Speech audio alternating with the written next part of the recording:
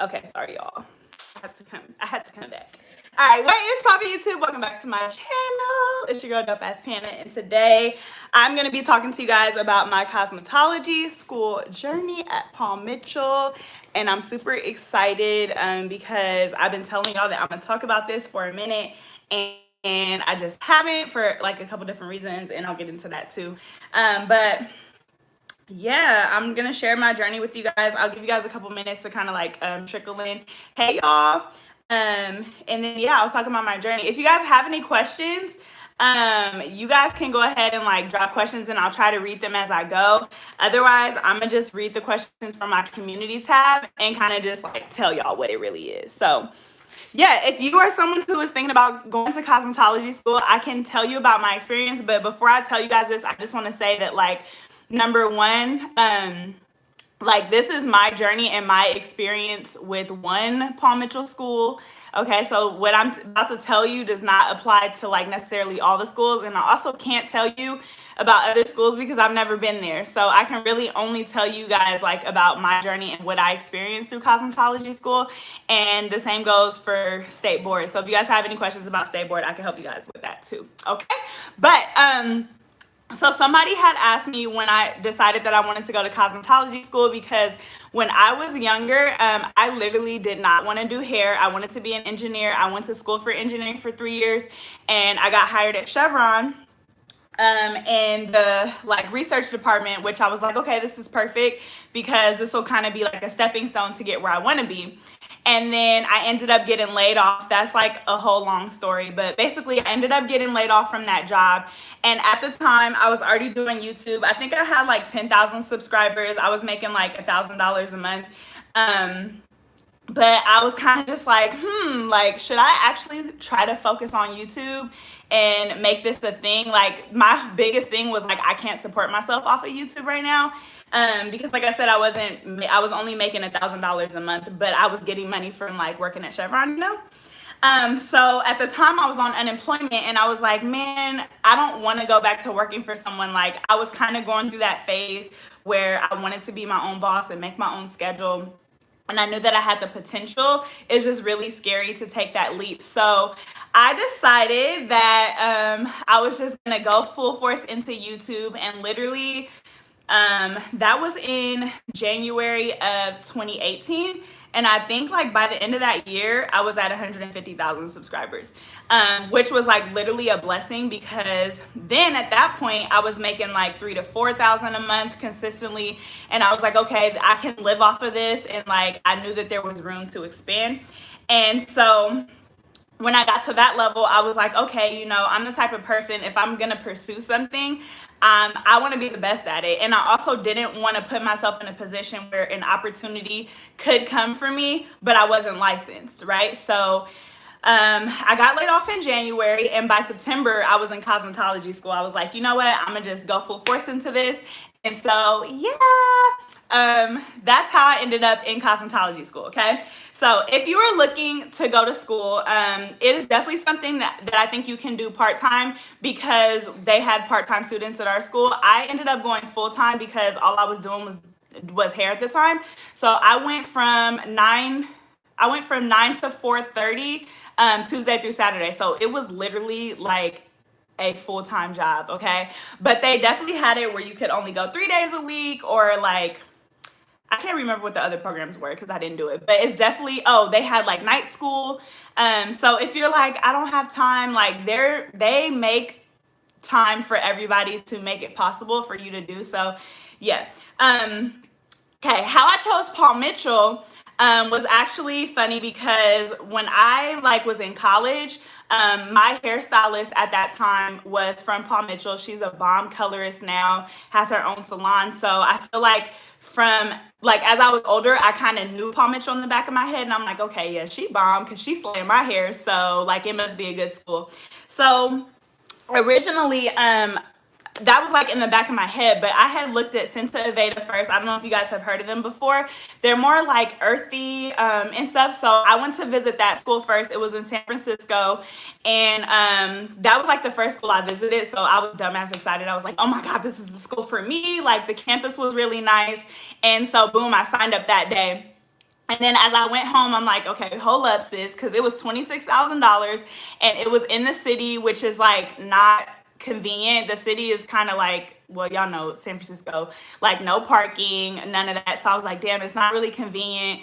So literally you have until the day before school started to like cancel your contract or whatever without having to pay. So literally the day before school started, I called him and was like, yeah, I'm not gonna go here just because it was hella expensive and not convenient. So then, babe, can you come get Cash? Y'all, I got a puppy who is like going crazy right now. Can you come get him? So then I was like, okay, let me dial back because like I really don't have $26,000 to go to school right now. So I went up to Laney College, which is a community college. Yes, y'all, $26,000, right? Mind you, my expectation when I decided I was gonna go to cosmetology school, I thought I was gonna be paying like $5,000. I was like, it couldn't be that much, right?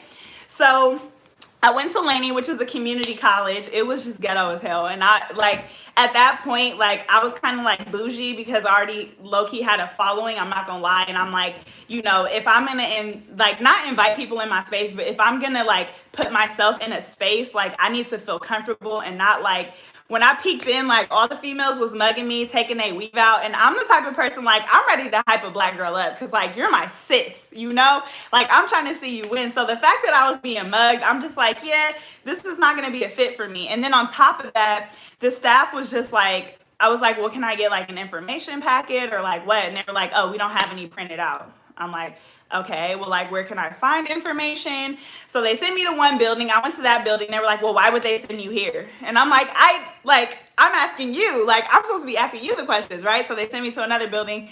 So after going to like 3 or 4 buildings, I was just like, yeah, this is not going to be a fit for me because you're not organized. You feel me? So I was like, yeah, scratch that, scratch the cheap route. Then that's when I thought of Paul Mitchell. So I went to Paul Mitchell. I scheduled a tour because most like schools will give you a tour or whatever. So I went to Paul Mitchell, took the tour, bomb. Okay, my like advisor, bomb, loved her energy. Like she made me feel super special. She was like texting me like we were friends before I went. And I'm like, wait, like does this actually know me? Because she'll be like, hey Bray, like I'm just checking on you, seeing how you're doing. Like I went to visit the school. It was super nice. It was definitely the best facility. Like since the beta was really, really nice, but it wasn't diverse to me. When I went here, it was really diverse. Like the floor was super huge. Classrooms were bomb, smelled good. I was like, you know what? Like, this is it, right? $24,000. So I was like, ooh, that's expensive. But I was like, you know what? It'll pay itself. It's an investment. It's still cheaper than sent to Aveda. My dad was kind of just like, you're crazy as hell, right? But then when I brought him to the facility, he's like, oh shit, okay, like this is top notch. And I'm like, yeah, you feel me, it's top notch, right? So we had a dress code. It was black, gray, or white, which I was like excited for because I was like, I'm gonna challenge myself to be like cute every day, all that good stuff. Yeah, boom, okay. I knew going into cosmetology school that I wanted to learn cutting and coloring, okay? When I think of Paul Mitchell, I think cutting and coloring, right? I didn't really want to learn lace frontals. Like black hair care, I kind of grew up learning because my mom did hair. So I'm like, I'm already really familiar with our textures. I wanted to learn how to work on straight hair, just like Caucasian wedding type styles, all that good stuff. Like I wanted to be very versatile in what I do. So that's why I chose Paul Mitchell. So before you choose a cosmetology school, I'm going to tell you this, like you really need to look at the school and really ask yourself what it is you want to learn. I feel like a lot of people that I was in class with chose Paul Mitchell just because, and they didn't really do any research because they were asking like, oh, so when are we going to learn to do box braids? And I'm like, okay, baby, like you clearly didn't do your research because if you thought you was going to come to Paul Mitchell and learn how to do box braids, like you should, like there's certain things that you should know when you pick a school, right? So boom. Okay.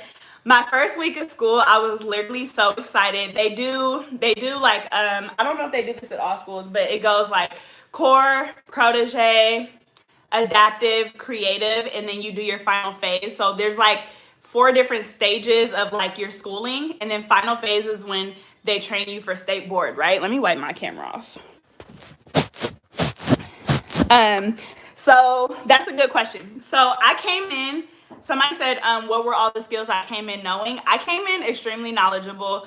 I pretty much knew how to braid. I knew how to do like very much like natural hair care stuff for African American texture. So I knew how to braid.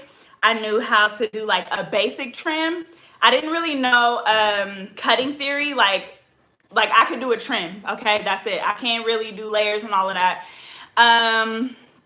Like silk presses and stuff like that. I knew how to wash. I didn't really know how to round brush blow dry. Like I had seen it before, but I wasn't really familiar. And I didn't really know coloring at all. Like coloring, like that was not, when I, like the way I grew up, my mom was like, you're not getting color, period. Like, I don't care. You know how like other cultures, they be getting their hair colored 10, 12, 14. No, my parents were like, no, baby. So yeah, so I didn't know how to do any of that stuff. So that's why I said when I went there, I wanted to learn coloring and cutting. I was very specific with my intentions on choosing this school, right?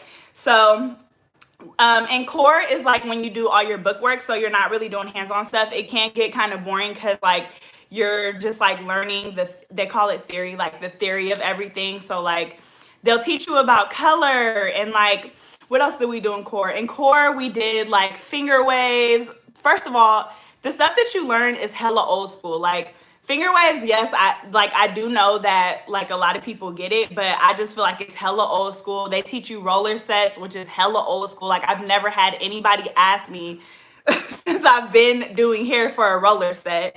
They taught how to do braids, but like basic. Like we literally spent maybe like 3 or 4 hours. Like they're like, okay, this is a braid, this is a cornrow, this is like a rope braid, this is a this is a that. Like it's definitely not. Call me. Sorry, somebody called me. I'm trying to think of what else we learned in core. Yeah, we just learned about like the bookwork stuff, right? But like just hella old school stuff, like I was kind of just like, this is cool to learn. I guess like the only thing I was really interested in that was the finger waves. When it got to braiding, like that's when, okay, let me say this. When I went into school, I had probably, like I said, like 150,000 subscribers. I had a big following, but when I went in, I was like, I'm not like here to talk about YouTube. I'm not here for the clout. Like I'm gonna just come in and do my thing. So when it got to braiding, that's when people were just like, what the fuck? Like, because I literally braided and like, I was like, yeah, I was like really actually trying not to do the most, but like, yeah, they were just like, how do you part so good? Like you learn parting, which was hella crazy to me because I was like, who don't know how to part? But a lot of people don't know how to part, right? So you learn parting.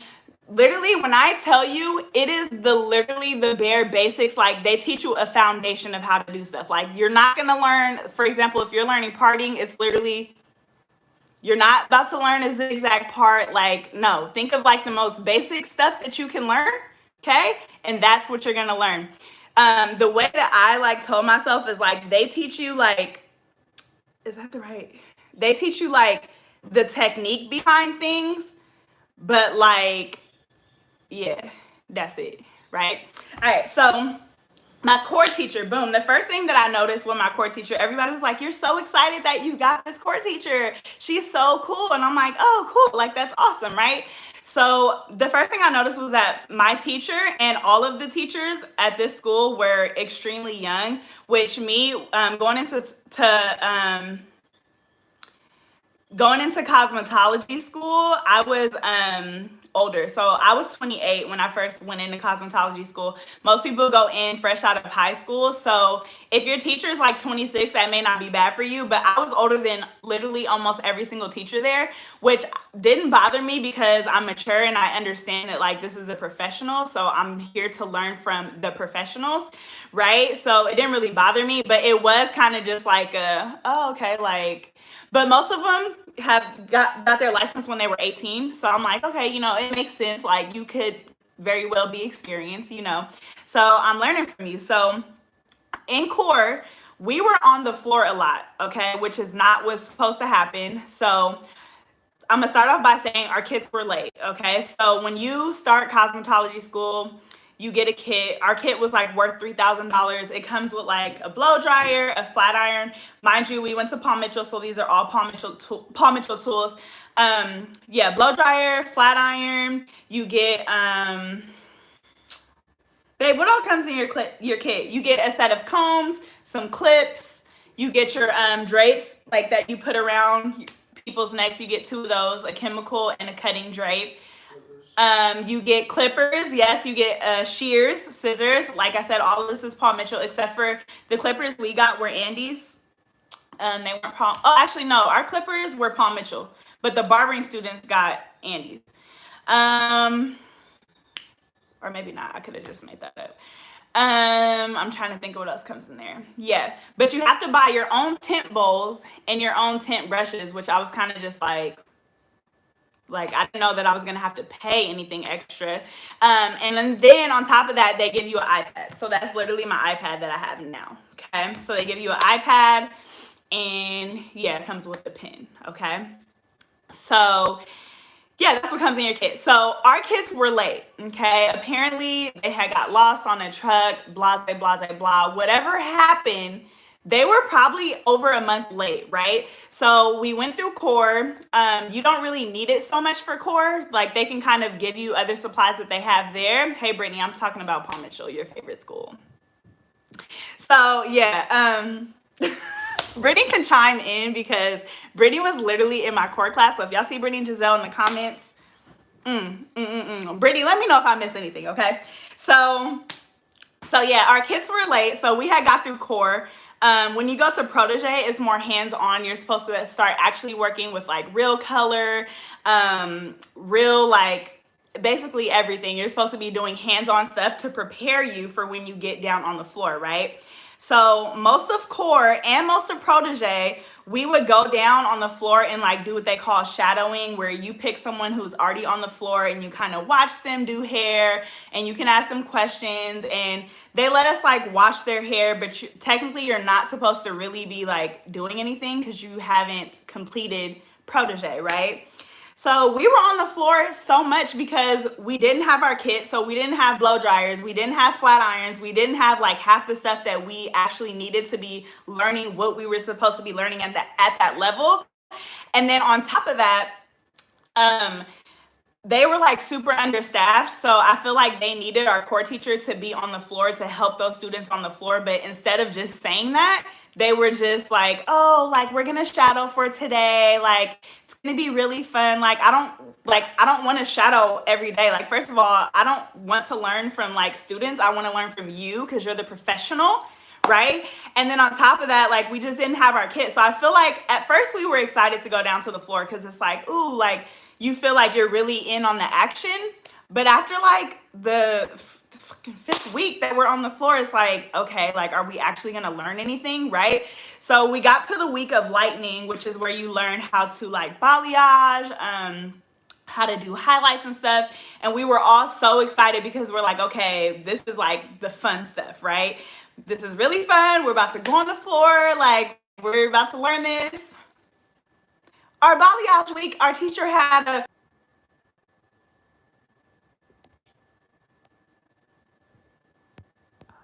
okay, there we go. Okay, so yeah, we got to our week where we were doing lightning and balayaging and stuff. And then our teacher had like a magic meeting or whatever where like she had to go down to LA or wherever she had to go. So we didn't even get to learn like balayaging and lightning like that. And they're like, oh, it's okay. We'll just push it back a week. But we're just like, what? Like, why are we not following the schedule that we're supposed to be following? Because literally the whole core and Protege was like super random. Like we weren't doing anything that we were supposed to be following on the schedule because we always ended up on the floor. So after a while, it got super frustrating where I feel like my core class was kind of just like, what the are we paying for? If like you guys are not going to actually teach us anything and we have to learn everything from students on the floor. Like it's so literally annoying, right? So, oh my God, yeah, the boxes. I'll talk about that too, Brittany. Okay, so I was about to say something. Dang, that threw me off. Hold on, let me think. I was talking about being on the floor. We didn't. Oh yeah, so we had to have a substitute teacher who I actually really loved. There were like two core teachers at the time, ours, and then there was another one who was like apparently super strict. That's why they're like, you're lucky that you have the teacher you have. Which me personally, like I would prefer the strict teacher because like I want you to be on my ass, like teach me what I need to learn, right? So that teacher comes in one day during core to like teach us or whatever, and she noticed that we weren't like cleaning anything up, and she was like, this classroom is a mess, like why aren't you guys cleaning up, why aren't you sanitizing your stuff? And we were kind of just like nobody really taught us how to clean or sanitize anything. So she was like, what? No, your teacher taught you. And we're like, no, sis, like our teacher did not teach us how to clean, sanitize. She does not make us wipe down anything, right? So we were like, okay, like we thought she was hella mean because she literally came in and was like, you need to wipe your mirror, you need to wipe this, you need to wipe that. And we were kind of just like, damn, like this lady's hella strict. But really, our teacher was just super lax, right? So I'm like, okay, like she kind of mean, but I kind of like her. You feel me? Because like I want to be on my like SHIT, right? So yeah, there were basically, when you're in cosmetology school, there's boxes that you have to do, which I feel like I probably still have mine. There's like boxes that have like perms, cuts. How did your teacher get her license if she didn't know how to clean? So yeah, there's boxes where you have to like get them signed off for doing like perms and doing like cuts, doing basic colors, all that good stuff. Didn't even really tell us about the boxes, weren't signing our boxes. Like, I'm not even gonna tell you what people was doing, but okay. So at this point, my class was like so frustrated with the way that our core and protege went that a couple of them had went to the people's moms was coming up there and like cussing people out because they're just like, what? Like, why am I paying $26,000 and you guys are not holding up your end of the bargain, basically, right? Kids were super late. There was all different type of like reasons for that. So some of the like students and the parents had like scheduled a meeting to speak with like the owner of the school and like the director or whatever. And do you know that the owner told them like that their expectations were too high? Now that I finished cosmetology school and from talking to other people, I do realize that like personally, my expectations, yes, like what I thought was gonna happen in cosmetology school and what happened was crazy. But when people are paying $26,000, like I don't give a flying shit. You don't sit in front of them and tell them that their expectations are like too high. Why would you even say that? Hella unorganized, right? Hella unprofessional. Like me as an owner, I would be like, I'm sorry that this is your experience. I'm definitely going to look into it. Like, boom, boom, boom. This is how it should be. Something like that. But for you to tell somebody that their expectations is too high and kind of just brush off any of the concerns is like hella crazy to me. Like, that's literally insane. And especially for me, because I paid my money out of my pocket. Like, I didn't get any type of financial aid, no type of nothing. I got student loans that I have to pay back or there's interest. Like, that's it. So like for you to tell like us that our expectations are too high when we're telling you like legit concerns about your school is just crazy to me, right? So boom, we get on the floor. I'm finally happy because I'm like, all right, at least we on the floor, we actually taking clients. Like I definitely felt super underprepared because I didn't even know like how am I supposed to get my guests, like what am I supposed to do with the tickets, how do I check if I have clients? Like literally none of this shit was like explained to us. I feel like they kind of like put us on the floor and it was like, okay, like you just learned the way from students, right? Which is really crazy. On the floor, it was literally so unorganized. I feel like every single week there was a new rule, like you have to stand over here and ask for a teacher to come help you, and then you go over there and the teachers don't even come over there. I'm just like, yes, like my friend Brittany cried with her first guest, and I feel like a lot of it is just like some of it is nerves because like you're working on people. For me, I feel like I wasn't as nervous because I had already been taking clients and people that I didn't know. But you do get really nervous, like, oh shit, I'm about to color somebody's hair, I've never done this before. Like that is very natural to get nervous. And then when you feel like you don't have like 1,000 percent support is kind of just like, ooh, like now I'm really scared, right? So yes, when we were on the floor, it was really unorganized in that aspect. I think the main thing that was disappointing to me is that I felt like we were in cosmetology school, and like I wanted to be like beautiful, and like I don't know, when I think of Paul Mitchell, I think like really professional, like hold us to a certain standard on the floor. Like people showing up in slides, people showing up in sweatpants, like be cute, you know? And it's hard to stay motivated because like I'm trying to be cute every day, but I'm coming in and I'm seeing you in slides and you in slippers and then you in Uggs, you in sandals. Like it's really hard for me to like want to come in and be motivated and be cute when you guys literally don't care. People don't even wear the color of the dress code. People in yellow, purple, red, like y'all are not caring, not saying nothing. And so I'm just like, okay, like it's really hard for you personally to stay motivated. So yeah, like on the floor, we would take guests. You get some guests that are really, really nice. I feel like a majority of my guests were nice, but ooh, some of them guests are hella rude, okay? First of all, it's annoying because when they come into a school, they're paying like cheap, right? They're paying like, for example, like maybe $10 for a haircut, right? But ooh, they act like they paying $100. They be just on you, like so freaking rude. I feel like Brittany had a lot more rude clients like than I did, thank God, because I had a couple of them, but I'm like, please be happy that you got me because I know what I'm doing, sis. So I kind of like put them in their place, but either that or I don't talk at all. But yeah, so they be like tripping. The clients are like, woo. So yeah. On Wednesdays, this is like another reason why I chose Paul Mitchell. I had did some research and I found out that on Thursdays they bring guest artists in, which is really cool. Like they have guest artists come in and they like will teach you like a technique, or they'll tell you about their salon that they're in. Brittany got all the mean clients. Or they'll tell you like, yeah, just like basically guest artists that come in and talk to you, right? So I had read that online that like, oh, they have like celebrity guests come in. This is literally what I had researched about the school prior to going there. That yeah, they have celebrity guests come in. That they have like all of these like big name people come in and teach.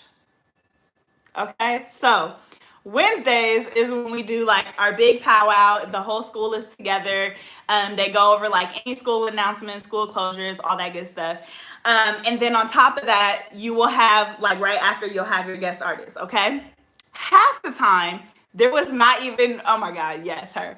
Half the time there was like not even a guest artist that showed up, right? And the other half, it was like majority Paul Mitchell people that were like either boring or just like they would have the same people come in all the time. They had this one lady come in. I'm not going to say her name. I don't know if she was a motivational speaker. I don't know what she was. Okay, Brittany, you can type her name in the comments. But sis was boring as hell. Like, I was just like, what do you want me to stand up for? So y'all can see my whole outfit. She was so boring. Like, why do you keep bringing her back? I feel like there was only one or two artists that I remember. One of them that I remembered that came in that was really good was he was a barber. I'm trying to remember what his name was, but basically he was Tupac's barber, Biggie's barber, Diddy's barber, and he really came in and like commanded the attention of the room. He was a motivational speaker, and I really left feeling like, you know how you get that talk and you like, oh, like I'm about to leave here and be a fucking astronaut. Like I'm so motivated right now. Like he was freaking awesome. They had a couple people come in who like would have been good if I could hear them over everybody talking. Okay, so the students were just so rude, and I know that that's not like the school's fault 100%, but I felt like they definitely need to like control the crowd. Like if I was a teacher, like you either need to be quiet or you can leave the room. First of all, it's hella rude and disrespectful to a guest artist. Like all the times that a guest artist came in my head, I was thinking like, ooh, I would never show up here, just because like When I tell you the students would be having a full-on conversation like, hey, Brittany girl, what's going on? Yeah, like in their regular voice, like they weren't even trying to whisper while somebody is on stage teaching, right? Teachers didn't do anything. Occasionally they would be like, shh, shh. And I'm just like, are y'all not gonna say nothing or like what? So yeah, a couple of the people that they had come up there were good. They had some colorists come. A couple of times they had like black hairstylists. There was this one nail stylist that Brittany is like loving this. There's this one nail artist that came that was really good. But a majority of the people were kind of just either Paul Mitchell related or like we didn't do anything. Most of the time we didn't have a guest artist. We would watch a Netflix movie, which was irritating because they'll be like, you can't leave the room. But like you have me in here watching Pinocchio. Like I'm not paying $26,000 to do this. I would rather be on the floor working on boxes or something than sitting in here for 2 hours watching like a Disney movie. I'm not with it, right? So I feel like they would do a lot of things that would frustrate us and then like complain about like students not listening and stuff. But it's like, you do dumb stuff. Like, why would you do that? Come here, Cash. What are you doing? He is all up on over here. So yeah, on top of that, on Thursdays, you have like your theory class, which theory is like when you pretty much learn like all your book stuff. I would kind of relate it to like state board prep. Yes, a Disney movie, right? You could at least put on Set It Off or something interesting, right? So they would, on Thursdays, we would have theory where they would teach us like basically all your state board prep stuff. We would have to take tests that were literally easy to cheat on. Nobody paid attention. They did not do a job making that interesting either. They would literally take the iPad and literally read off the iPad. It would be like, a nail is a part of the body that is stuck to your finger. Next slide. The nail can get affected. Next slide. Like no type of nothing to get you engaged. The only time they would get us engaged is when we had to like take a test. They would sometimes play Cahoots, which y'all, I was hella competitive. I was in there trying to hella win. That was fun. But other than that, literally just reading off the slides, like I could do this at home. So most people I feel like didn't pay attention because of that. So on Thursdays we had that, and then we also had specialty, which specialty classes, they would have basically a topic of what you would learn, and they would teach like specialty of that. So for example, you might come in and learn how to do like a shaggy haircut, or you might learn how to work with like certain lightening products. Remember, everything is always Paul Mitchell.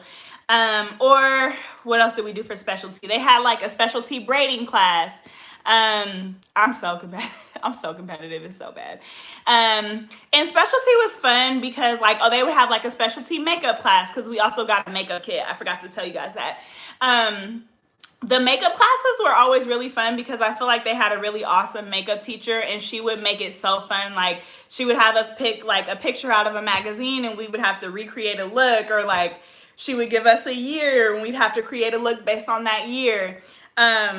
When it came to braiding specialty, I was really excited because every specialty was kind of like almost like a competition. Like sometimes they would have people come in and rate. So when braiding specialty came, I said, baby, I'm that bitch. Like I'm about to kill it. So if you guys go on my Instagram and you look at that long pretty braid I had made when I put like butterflies in it and stuff, that was for braiding specialty, where we literally did nothing but watch a movie. We walked into braiding specialty and I'm like, okay, I'm hella ready. Like I even brought hella packs of braiding hair for like people in the class to use, because I'm like, oh, you know, like I want them to have like fake hair. Like I didn't know what we were gonna do.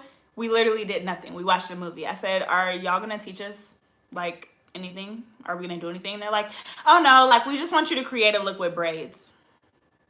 Literally like 2 people created a look, and then everybody else was like on their phones or like not doing anything. I was like, this is literally a waste of my effing life. But I will say that most specialty classes were really fun because they're hands-on and you're not in the classroom. I mean, you're not on the like clinic floor where you're like actually taking guests. So it's kind of like a good break where you can like just create and just like create and do like really, really, really fun things. So I did really like specialty class. I just wish that like some teachers, like you could tell that they came in really prepared, and some people were kind of just like, this is what it's going to be for the day. But I feel like a majority of the time that was like the funnest days for me. I loved it because it kind of gets you out your element and like allows you to be creative and try different things. You get to style on other like classmates, or you can do it on your mannequin head. So yeah, specialty was really, really fun. All right. I'm trying to make sure I cover everything for y'all. Okay, so in California, we have to do 1,600 hours. When you get to 12, text my dad and tell him I'm on live, Dre. Thanks. So yeah, when you so yeah, in California, we have to do 1,600 hours. When you get to 1,200 hours, you can pre-apply for state board, right? So just in general, the school was really, really, really, really understaffed. Like, our school was pretty big, so I would say that on like Wednesdays and I think Fridays, there would be probably about 40 to 50 students on the floor taking clients. Like, literally every station was filled, and there were like 2 teachers, right? So it's just like, okay, like how does this work, right? So on top of that, there was like, oh my God, so many teachers have gotten fired. They would hire new people. They would take people from the front desk and put them in admin, yada, yada, yada. So like, there were people like just circling around, which was really frustrating because number one, when a new teacher comes in, it's like, first of all, I don't even know you. I don't even know what you know. I don't really feel comfortable asking you. Like, I will say that there are teachers who like are really great at like one thing, and like, that's what I'm asking you for. But like, you're only good at color. So I'm not about to have you help me with this cut because it's not gonna work, right? And then yeah, like they would move, like front desk people would get like promoted to admin positions, and you would go ask them questions, and like they're like, oh, I don't really know, like I just got this position. And I'm like, okay, well, like, are you not trained or like what, you know? So that's kind of stuff got really frustrating for me too, because I felt like it's just hella unprofessional. Like, I mean, like, oh my God. So I got to 1,200 hours, which well, this was before 1,200 hours. Once you get to 1,200 hours, you have to pre-apply for state board, which basically means you can apply for state board before you graduate, because it takes a long time to get your date, right? So if I graduate in September and I apply in like July, right? Then by the time I graduate, I may have to wait like a week after I graduate to take state board, right? If you try to pre-apply after 1,200 hours, they won't allow you to do it, right? So before I hit 1,200 hours, I go upstairs to talk to them. I'm like, hey, I'm almost at 1,200 hours. Like, I wanted to like pre-apply for state board because, you know, I want to make sure that like I pre-apply. I don't want to have to wait, right? And they're like, oh yeah, why don't you just come back? I don't even know what they were doing. Nothing. They couldn't be doing anything, right? Nothing, right? So I'm like, all right, cool. Like, I'll come back or whatever. So they're like, yeah, come back tomorrow or come back Thursday, whatever day they said. So I'm like, okay, like, I just want to make sure because, like, I want to pre-apply. Come back on the next day, whatever it is. And they're like, oh, you're over 1,200 hours. I said, did I not just come up here and tell you, so what, now I can't pre-apply?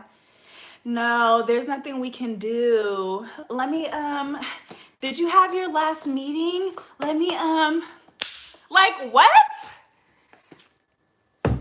Doing nothing, bruh. She wasn't doing nothing. She was just new to the position. So now I'm fucking pissed because I'm like, bruh, like, I can't even pre-apply. Mind you, I graduated in September. I didn't take my state board in December, which is very frustrating, yes, because you're out of school. Like, I want to do it while stuff is fresh in my mind. Like, I've graduated. I was already in a salon, mind you. So it's like, I want to expand what I do, and I can't do that because, like, you guys are not doing what you're supposed to do on your end. Like, I shouldn't have to find you to have my last meeting. Like, you should be on it, right? They would be missing people's hours. Like, oh my God. They said that I have 40 missing hours in core, right? Mind you, when you like clock in, because you have to clock in and out, like it's a job so they can keep track of your hours. When you clock in, blah, blah, blah, you put your wrist, right? My wrist wasn't working for like the first 3 or 4 days. They're like, oh, don't worry about it. We'll take care of it. You're in court anyway, blah, blah, blah. Why when I came out of court, Dre, can you get him, please? Yeah, Give me. Move from take him off the couch, bro. He's chewing a rubber band. He's like running. Y'all, this dog is bad. So yeah, when I got out of court, I'm like, okay, like, why does it say I have 40 missing hours? And I'm like, oh, well, you weren't here. What? Like, I had perfect attendance in court. Like, what do you mean? I was here. And I told them, like, yeah, they told me that I had to use my wrist to clock in, like, and it wasn't working. And they told me it would be okay. And they're like, oh, well, there's nothing we can do about it now because it's been too long. You have to do it, what is it, Brittany, within like a week or something? Within a week, you have to submit a paper to like get your hours corrected. So now I'm hella pissed because I'm like, okay, so I have 40 missing hours for what? For nothing? Like, doesn't make sense, right? I love sushi. So I was hella mad about that. I'm just like, bruh, like you guys are just not on it or whatever. And so people would tell us like, oh, you have to make sure, okay, within 2 weeks, yeah. So they were like, yeah, you have to make sure you write down all your hours and make sure you have to check it every week. So we would have to do that, which is hella frustrating because I just feel like I'm already worried about a bunch of other stuff that you know. I'm already worried about a bunch of other stuff. I don't want to have to worry about that, right? So boom. On the floor, when you take clients, you do stuff like the most common thing that you do is basic colors, which is like a root touch up. Okay, so y'all know when old ladies come in and their gray hair is showing and they want you to just put a color over their gray hair, wash it out and blow dry it, boom, right? Super basic. You will also get cuts. Most people just want like a trim. There are times when you'll have to do like really, really short cuts. Most of it is like old ladies, at least for our clientele. So we were in an area called Pleasant Hill, which is like predominantly white, and they have a lot of money, right? So you get a lot of like either uppity women, or you get a lot of like old white women, to be honest. And so yeah, a majority of what you get is basic colors. And I felt like me and Brittany were so over it that I was just like, I literally like, I can't do this anymore. Like we went to the front desk and we were like, look, we need to be doing like lightning services. We need to get we need to do more balayages, like all type of stuff. So we were really close with the people at the front desk. So they would give us a lot of stuff. Especially for Brittany, because Brittany is really, really friendly. For me, I'm not that friendly. I'm nice, but I don't really talk to people like that. I started bringing my cousins in. So if you guys knew when I was in cosmetology school, I had did like a purple, blue, and magenta look on one of my cousins. I did purple highlights. A lot of those times I would record. Those are people that I brought in because I just was like, if I don't literally bring people in to do what I want to do, like I'm not going to be able to do it. So I did do a lot of basic colors, but I also got like a lot of lightening services and stuff like bleach and stuff like that because I brought those people in. So that was really cool. But they would people would try to reschedule with you or whatever, and they would tell them like, oh, like they would tell people I was booked. Oh, she's booked for all of September, and I would go look at my schedule and like my schedule's open. And they'd be like, oh, well, we needed you for walk-ins. Like, what? If I'm bringing people in here and people want to book with me, like I don't want to take a walk-in. Yeah, Brittany, y'all. So, okay, I told y'all already, like I have really bad social anxiety. Like I don't like talking to people that I don't really know. Usually if I'm in like my salon and like I have people come in, I'm pretty good about that. But like with these clients, like I just felt like so not able to relate to them, and just like I just felt like really like I would get really bad anxiety. So I would be like, Brittany, can you come talk to my guest for me? The worst is when people don't stop talking. Then I'm literally like, oh, fuck, like I'm about to die. So I would be like, Brittany, can you I'm like, I have a client who just like will not stop talking. And she'd be like, yeah, Bray, I'll be right over there. And like, she'll talk to my clients for me because baby, woo, I really do struggle with that. I don't know what it is. Like even with my barber, like when I first went to my barber, I was like, I could barely talk. Like I was just so like my palms get sweaty. Brie will tell you, because I told Brie, I was like, oh, I don't even know if I could walk in here. Like I just get anxiety. But once I know you, like we cool. Brittany, you talk a lot, sis. Brittany can make a conversation with a horse. She literally talks to anybody about anything. So yeah. All right. Brittany, should I talk about the fight? Oh, let me tell y'all this. Okay. I went to Caper. Okay. So Caper is like a Paul Mitchell thing. So this is something that, I'm an Aries. So this is something that is like specific to Paul Mitchell School. So they had this event called Caper, which is I'm gonna tell them about the fight too. I wish I still had the video. Ooh, it might be on my iPad actually. So Caper is like it's an event that Paul Mitchell puts on every year. It's basically like a super big hair show where they have classes. It's at the Disneyland Resort. You get to go to Disneyland. I'm trying to think what else. They put on a hair show. They have like inspirational speaking. So basically, when they introduced Caper to us, we were in chorus, so we were still in the classroom. We weren't on the floor. I'm trying to see if I have this fight video on my iPad. Okay, I'm gonna find it. It's on my computer for sure. So basically, when they introduced Caper to us, we were in court, and literally they make it look like the most amazing thing ever. I think the biggest thing that like really attracts people is that it's at Disneyland. Me, I'm not really a big fan of Disney, but like I could do Disneyland, but I'm not like one of those people who's like, oh my God, Disney. Like I'm not buying ears and none of that. Like I'm just gonna show up, ride a couple rides, and like we good, right? So, but that is like the main thing is like, oh, it's at Disneyland. And then it's supposed to be like a really educational event. So in order for us to go, we had to sell, I think like 40 bags or something like that. The bags come with like Paul Mitchell shampoo, conditioner, and then one styling product. And they have like 4 or 5 different types of bags that you can choose from. The bags were like $30 a piece. Well, when Caper came around for us, we were in court because you're basically supposed to sell them to your guests on the floor, which is really hard because those guests are hella cheap. Like they're coming here for a $10 haircut. Do they want to spend an extra $30 for product? No.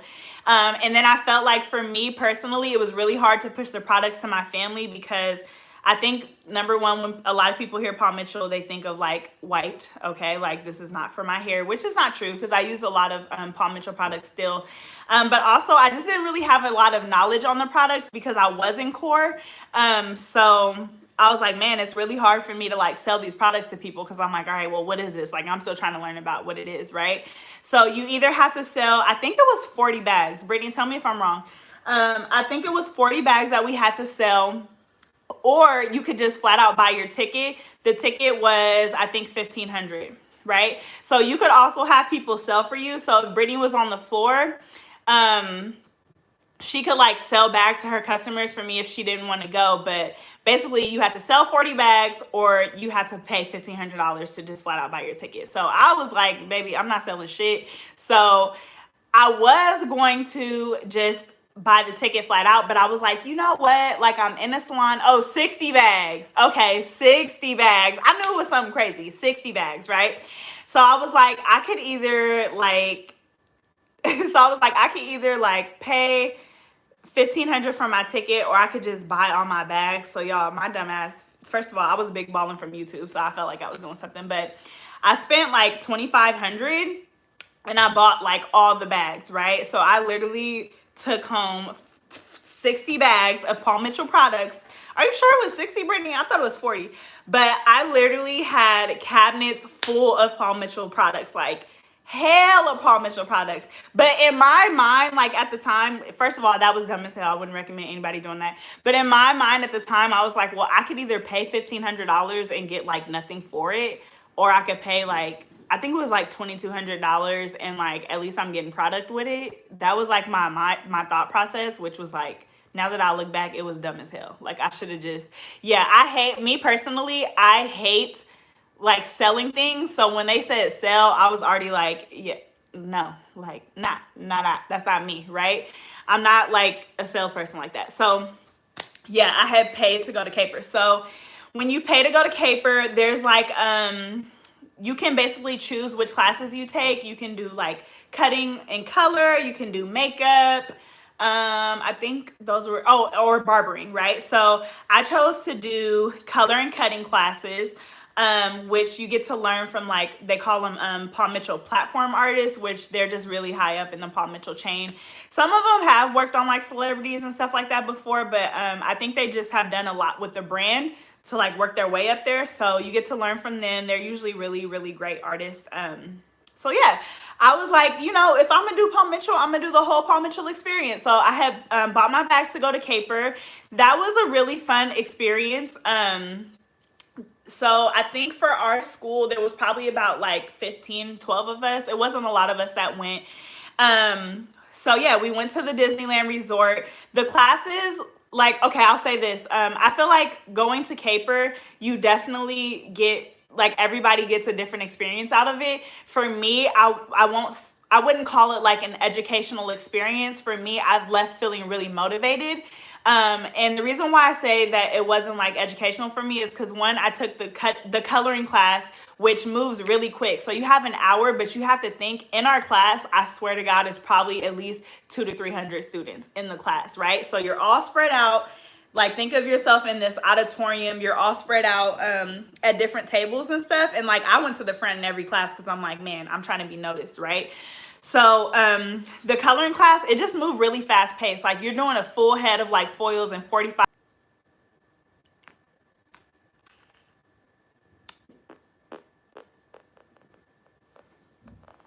Okay, so yeah, you're doing like a full head of foils in 45 minutes, and then we weren't able to like actually wash it out and see what it looked like because the Disneyland Resort didn't want like all the color in the hair and stuff going down the drain or something like that. So we had to literally put our mannequin heads in a bag and like rinse it out when we got home. So for me, I'm like, I didn't really learn from that because I'm like, I need to rinse it out and like see what it is and see what I did wrong so I could like ask or like, you know.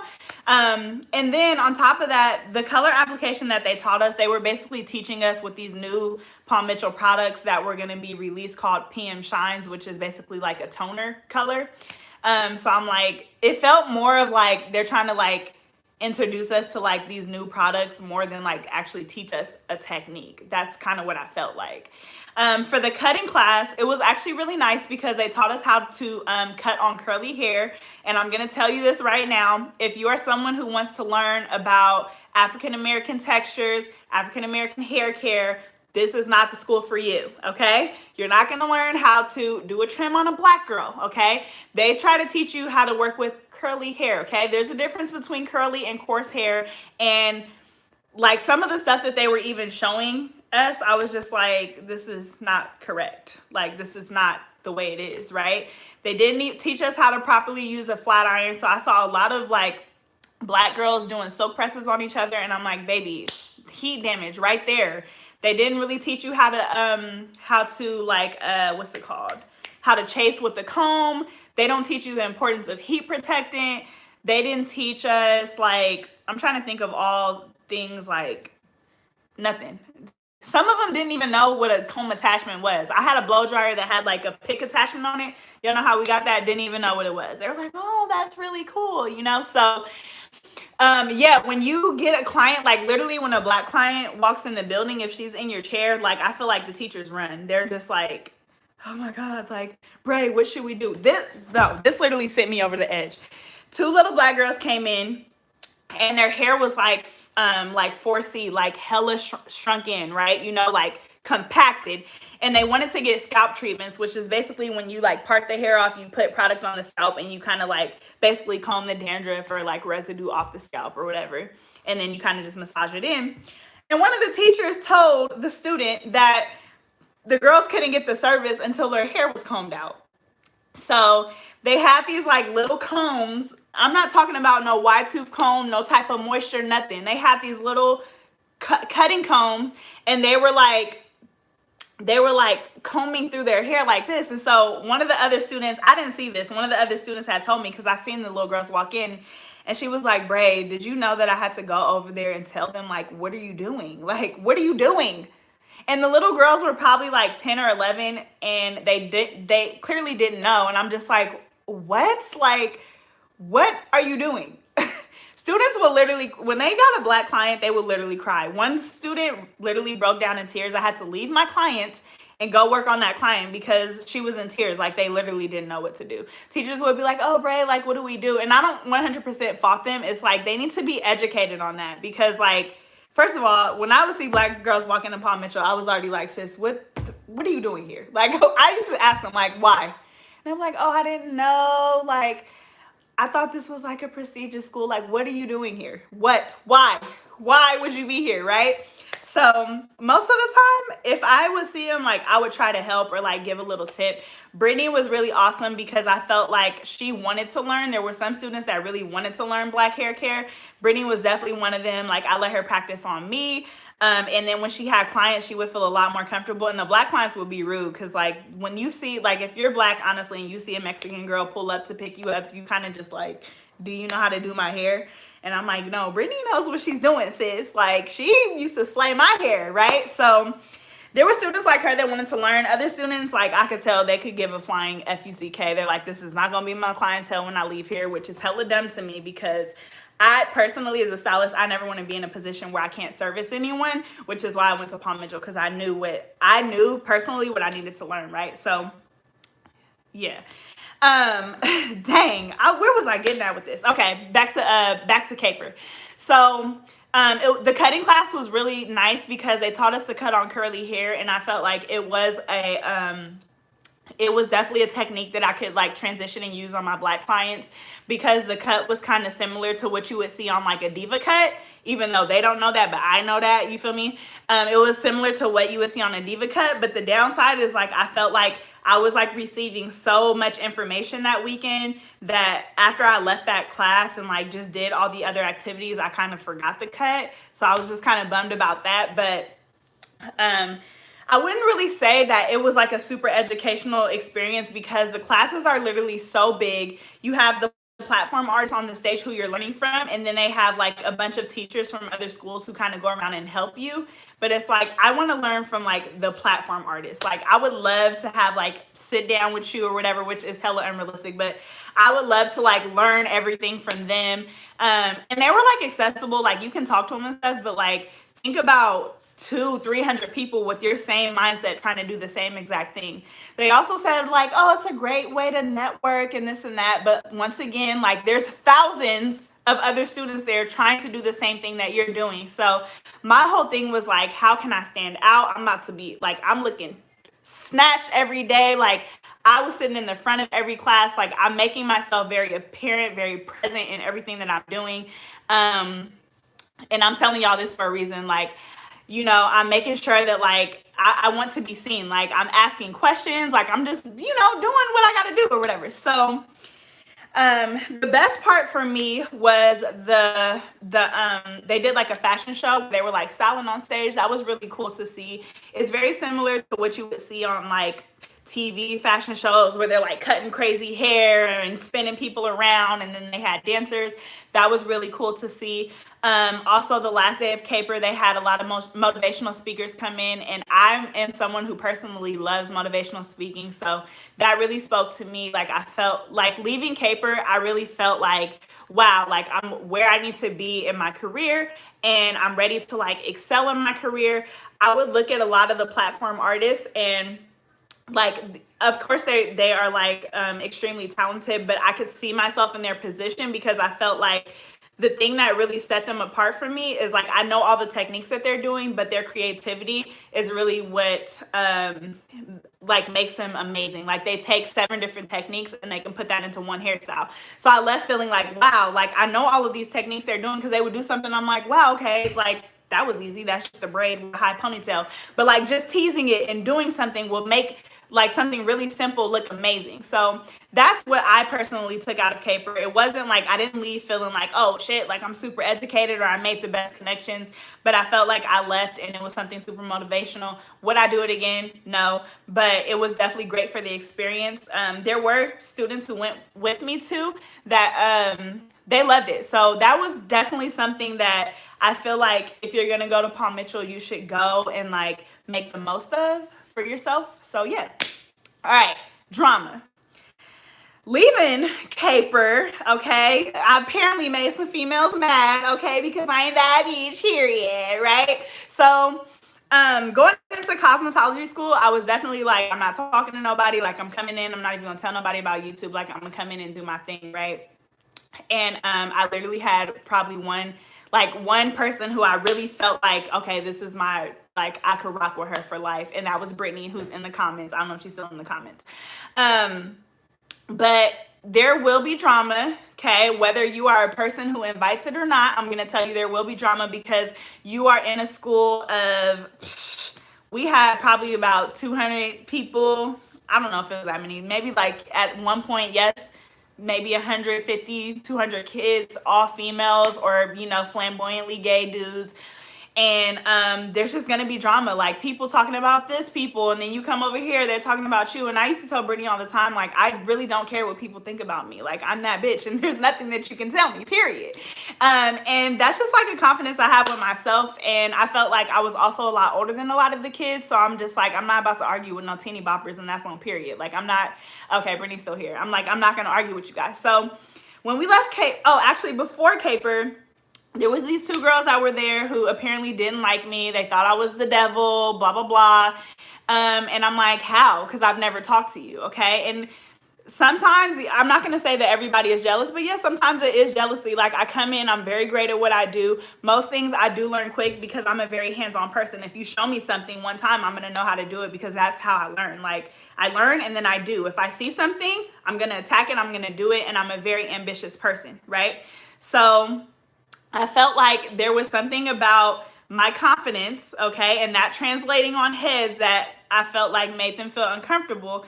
And I also do have a resting bitch face, like when I'm not, like this is my face, okay? I'm not mad, I'm not mean, like that's just my face, and when I'm doing something, I'm very focused. So I don't know if I made a glance and made them feel some type of way, but this was like way before Caper. This girl pulled me aside and was like, yeah, I feel like you feel some type of way about me. And I was just like, I can't feel no type of way about you because I don't know you. I've never talked to you. I don't even know your name, right? And she was like, okay, yeah, like I just thought you were looking at me funny and I heard you say something or something along the lines of that. And she was like, yeah, and if you have a problem, I just want you to like come to me. And I was like, girl, I literally told her, I was like, I don't know you to have a problem with you, nor do I care. Like, I literally come in here and I do my thing, and like, I'm hella nice to everybody in here. Like, I really extended myself to people in a way that I really didn't have to. I taught a lot of people like braiding, hella different braiding stuff that like y'all need to pay to learn. Y'all think I show y'all everything on YouTube, but I don't. Like, you need to pay to learn this shit. And I'm telling you, I tell them products, I show them how to do stuff, like, just super nice. Like, I buy people food. Brittany, I literally was like my little sister. Like, if you really know me, like, I'm really the nicest person ever. So I was kind of just like, I don't know where you're getting that from, but like, they were Black, and y'all know that type of energy sometimes that Black girls have. Like I said, I want to see all my sisters win, right? So we ended up being cool for a little minute. One of the girls was like, "Oh yeah, my mom wants to pay you to teach me how to like braid and do weaves." And I even told her, I was like, "Bro, you don't have to like pay me for anything. Like, I'm here in school. Like, I might as well teach you if I'm doing it. Like, just if you want to learn it, like come up to me and I'll teach you, right?" When I tell you I did everybody's hair and cosmetology school for the free, for the FREE, like what? I'm too nice, right? Way too nice. I'm talking about singles, feed-in braids, tribal braids, 3-layer braids, anything that anybody wanted in school. I was like, I'm here already. Like, it's practice for me. I'll do it for free. And these bitches was still mad, right? So we go to Caper. When I tell y'all, like, looking snatched, like, if Bray left the room, Bray was on 1,000, right? Like, because first of all, I'm at a hair event. I'm an influencer, right? So I'm like, I don't know who's gonna notice me in person. Even if I'm not noticed, like, I want to be noticed. Like, I'm an influencer amongst some of like the biggest influencers in the industry. Why would I not show up looking snatched, right? So we were at like a dinner or whatever, and these same two girls showed up because they ended up going to Caper. And I had said something to one of their like boyfriend's friends, cousins or whatever, because he looked familiar. I'm like, oh, you look familiar or whatever. And the girl hella mugged me. So I'm like, okay, where is this energy coming from? Because mind you, I was supposed to stay in a room with them, but I didn't because I had already told somebody else I was staying in a room with them. Just pointless, dumb, like high school drama that I don't do, right? So apparently they had an attitude, hella mugging me and stuff. And I'm like, I'm so nice, but like, if you give me the energy, baby, you gonna get it. Like, if you give me that energy, you're gonna get the energy back. So they made up this whole story about how I mugged them, and I think I'm better than this and that. Like, I said, bitch, what?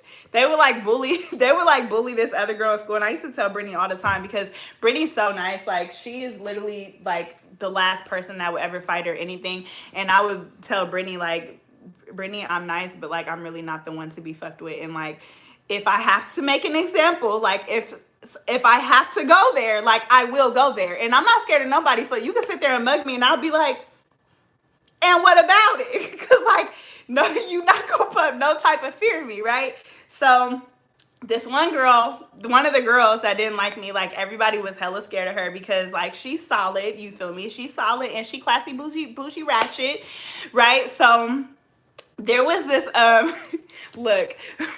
Brittany said I would scare her. I used to tell Brittany because people used to mess with Brittany too, and I told Brittany, like, as my friend, if somebody I hate, like, I feel like all Aries are like this. I hate when people bully people. And like, if you're my friend and I know you're not the type of person to fight and somebody pushed up on you, like, I'm fighting for you, and that's on period. Because I don't like when people like pick on people that they think won't react, right? So it's like, don't think that you about to come up and press Brittany when Bray is around, because it's not gonna happen, right? So, but like I said, like on the surface, I am really nice. I feel like a lot of people won't get that energy, but at the same time, it's like, you're not gonna bully me, you're not gonna pump no type of fear in me, and I'm grown. First of all, I'm not even here to fight nobody, but if I have to, like, it's gonna be an issue because I'm grown. So, yeah. Okay, people were scared of this girl, right? Let me tell y'all about the situation that happened at the school. I feel like I still have the video on my computer. I might have to take y'all into this area so I can see if I can find this video. So there was a fight. Okay, there was a fight at Paul Mitchell, and when I tell y'all a fight, like, I'm not talking about like. Okay, so we at school one day, we doing hair, and and this dude walks in, right? So I'm at my station and I'm in the back, right? And I kind of see him walking in. He was like a hella tall black dude. And I'm kind of just like, what the fuck is happening, right? Because he was walking in like he was on a mission, like let me show y'all how he was walking. Move, Cash, that's my dog. He was like walking hella angry, right? So I'm like, oh damn, he's just trying to like get the keys to the car real quick or something. You know, like, I don't know what he's doing. So, yeah. He was like walking in, and then next thing you know, all I hear is screaming. I'm like, what is happening? Like, one girl was hella looking around, like, kind of suspicious. Like, you know me, I'm from the ghetto. So I'm like, what's going on, right? So I walk into the room. There's like a big room that we have for like a classroom. Okay, which, first of all, if shit is popping off, y'all stay away. But like I said, I'm from the ghetto. I'm trying to see what's happening, right? So I walk in the room, and two girls is fighting, y'all. One of the girls is leaking blood from the head. And the dude is like fighting off girls. Like, anybody who comes and tries to break it up, he bop, bop, like really chunking them. He done threw a teacher on the ground. They were like, oh my God, everybody get out, right? So I'm like, I'm casually walking back to my station because I'm like, in my head, I'm thinking like, ugh, like, this is so ghetto, right? Because I'm already over the school at this point. And then on top of that, I'm just thinking in my head, like, we got scissors, blow dryers, like, you're not finna touch me. And that's on period, right? Like, we got weapons, right? Let me see. I got what you mean, what am I finna do with a blow dryer? If a grown man tried to hit me, what you gonna heat him up? First of all, I would grab my shears. Jay said, what you gonna do? Heat him up? He not from the ghetto. You know how hard it's gonna hurt if I hit you in the head with a blow dryer? You stupid. He said, what you gonna do? Heat his ass up? Bruh. I mean, first of all, I'm not jumping in nothing. Like, that's not my fight, right? That she wasn't my friend. Like, she was cool. I knew her, but she wasn't my friend. I'm gonna see if I got the video for y'all. I know I have it on my computer because I had heck of stuff on here that was on my iPhone. But y'all, it was literally so ghetto, right? The funniest thing, like I said, our school was, I promise I don't have corona, y'all. I didn't cough like 7 times. I know y'all like, ooh. So, you want me to save this, babe? Our school is in Pleasant Hill, which is like I said, very uppity, very, like, it's not diverse at all. It's 100% Caucasian. And so when it happened, y'all, there were like clients hiding under tables. Somebody said, I think somebody was like, he has a gun. I'm like, White people just see black people and just assume. So there was people like hiding under the table. They had these really long windows that were like top to bottom. Did I delete everything? Did I delete everything, babe? Hold on, y'all. I'm gonna have to see if it's on here. They had people jumping out the windows, and I'm just like, no, literally under the table. When I tell you, we had this thing that was called color bar, where you hide, where like I was about to say where you hide behind it, where you stand behind it, and it's like it looks like a little bar where you give out like color to do people's hair. When I tell y'all, people were hiding. I might have deleted everything off my computer, y'all. Dang. Somebody got the video though. I know, I know the person who's gonna have it though. Cash, you need to back up. Yeah, people was like hiding under stuff, hopping out the window. I said, y'all ain't ever seen a fight before? Brittany started crying. I felt really bad. Like it was very very traumatizing because like it was so chaotic. There was no organization. After it happened, like the police came like hella after the fact. The girl who came there to fight got beat up. So I'm like, the girl that went to our school actually won the fight. And they ended up sending everybody home that day. All the clients had to leave. Even if like your color was halfway done, they didn't give a fuck. Everybody had to leave. And they sent us home that day, and I don't even think they gave us hours for it, right? Now, the thing that made me mad is when we came back in, they had like this security guard that they had like hired for a week or something to like stand out security in front of our thing. It was like Securitas. I'm like, okay, and what is he gonna do? Like the incident already happened. So we had like this big school meeting where they kind of like, this is what I was gonna say. So one of the girls who wanted to fight me, she actually went like toe to toe with the dude. So I think he did something where he kind of like pushed her out the way, and she was really chunking him with her, like holding her own, like really chunking him. So I felt like she was really the only person who like did something. Like of all these people, it's like, bruh, like what are y'all doing? Like y'all don't have, I don't know. I was just like, this is just so ghetto, right? So we came back to school. They had like a little security guard for us. When we came in on Wednesday, they had a whole like powwow with us where they wanted to like kind of address the incident but like not really address it. And so students like had legit concerns because like when it happened, it was literally so chaotic, all of that. Like, so people were just asking questions like, okay, well, what do we do again if a situation like this happens, or like what's our procedure? And literally they were like, it won't happen again. And she was like, okay, but like what if it happens again? And they were like, well, it won't happen again. Well, how do you know? Like, what is the, like, that's your answer? That can't be your answer. Like, you have a school full of students. Like, how do you make us feel protected? By just saying it won't happen again? Because you didn't think it was going to happen that first time, clearly, and it happened. So what is this 1 week security is supposed to help us feel safe, you know? Like, the whole situation was just super ghetto, and, like, it was, like, a real fight, y'all. Like, so I was just like, that's, like, your response? Like, just hella... Oh my God, just hella unprofessional.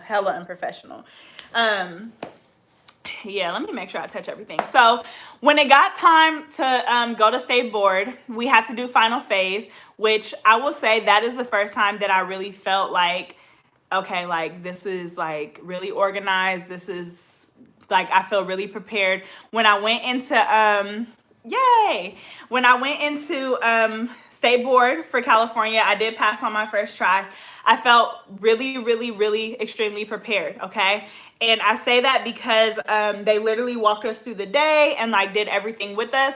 When it came time for the written, I did not feel prepared, and part of that can definitely be my fault because I fell asleep during theory because it was so boring, which that is something that you need to pay attention to. Or you can do like I did and just study your ass off for hella long. I had 2 months until my state board date, so I had plenty of time to study. But I definitely felt underprepared for that because there was a lot of stuff that I was just like, when you go to Paul Mitchell, you are going to learn hair and hair, okay? Skin, we didn't do nothing. We barely ever did facials. Nails, you're not gonna do. I never even had a nail client when I was there. No, you're not gonna learn nails. I'm trying to think of what else is on the test. Perms, you barely do. And a lot of that was on state board about perms. Felt underprepared about that. And yeah, you're basically gonna learn hair. Okay, they tell you when you do your interview, a lot of people were like, oh yeah, they told me that we were gonna learn frontals, or they'll be like, oh yeah, they told me that like they were gonna teach feet and braids. They told me that we were gonna mainly focus on makeup. You can learn makeup too. I'm sorry, I forgot to say that. They did have a really good makeup program. Or they'll be like, yeah, they told me we were gonna do nails. Like, no. If you come into Paul Mitchell, you're coming for hair. Okay? Hair. The best teachers were definitely the barbering teacher and the makeup teacher. The makeup teacher I'm really close with. That's who does like all of my makeup videos with. Bomb teacher. And I'm not saying that just because she's my friend. She actually puts like time and energy into her classes. Everything that she does, she relates it to the real world. She teaches you stuff that's on trend. The barbering teacher is the one who cut my hair off when I had first cut my hair. Very knowledgeable. Like I said, he had cut Trey Songz's hair. I tried to have him on a live one day, but y'all didn't know how to act, so I had to delete that because he was on there teaching y'all, but y'all didn't want to learn. Y'all was more concerned with the fact that I had a not black person cutting my hair. But extremely knowledgeable. Like I said, he cut Trey Songz's hair. He's very versatile. He can do straight hair, textured hair, bomb personality. The rest of the teachers on a personal level, I think I only had one teacher that like I could really like, I really felt like I learned from, especially when it comes to color. The rest of the teachers, super average. And I feel like when I was at school, I thought they were good because I didn't know how to do like cutting and coloring. But now that I've been in a salon and I'm experienced, no. Okay. I feel like for me, did I come out learning what I wanted to learn? Yes. And I'm going to say that most of that was because I really applied myself. I would go home, I would watch YouTube videos, and Brittany would do the same thing. And we would come in and be like, oh, I saw this on here. I'm going to try this, or I'm going to try that. But once I got on the floor, I felt like I really didn't learn unless I really forced myself to learn. I felt like there were not, like the one teacher who was good, I felt like instead of like trying to teach you, it's kind of like, well, why are you doing that? It's like, well, should I not be doing this? Like, are you going to tell me what I should be doing? Like, I felt like she was really like, she wanted to make you feel like you were in school and like she was a professional type shit. And then like, some of them would be good at stuff, but like the thing that frustrated me is like, yes, I did come in very knowledgeable, but I told myself like when I come into school, I'm here to learn. Like I'm here to try new things. Even if I know, like a lot of that stuff I knew how to do, but like I want to learn a different technique, or I want to learn the correct technique, right? And they were like, I would ask help for a cut, and they'd be like, oh, you know how to do it, like you got it. Like, no, I don't got it. If I'm asking you, it's because I want to learn. You know, they'll be like, oh yeah, that looks good, you got it. Like you didn't even check it, like you just look at it, you know. But I want to know that, like, especially with cutting, like I feel like I can do something and I can style it and make it look like what it's supposed to look like, but I want you to go through my cut technically and like make sure that my cut, I'm like following my guide, I'm not missing things. And I felt like that's what I wasn't getting from them. And that was really frustrating to me because it's like I don't want to come in here and like I don't want to come in here and leave feeling like I didn't like get $26,000 worth of information. Like, yeah. If I could do it all over again, would I still go to Paul Mitchell? That would be really hard for me to answer because I didn't go anywhere else. But see you later. Good night. I wouldn't. I'm trying to think. If I had to go there again, would I go there again? I'm going to say, I don't know. I'm going to say yes because the people, okay, the students do make it really fun, okay? I know y'all are like, after all these negatives, the students do make it fun, but I feel like I would definitely take a different approach going in. And I felt like maybe halfway through my experience, I don't even know if it was halfway, I had a talk with Brittany and I said, you know, we can either sit here and we can focus on all the negative things that are happening in the school, or we can like change our disposition, about the things that are going on and like figure out how we can get the most out of like our experience here.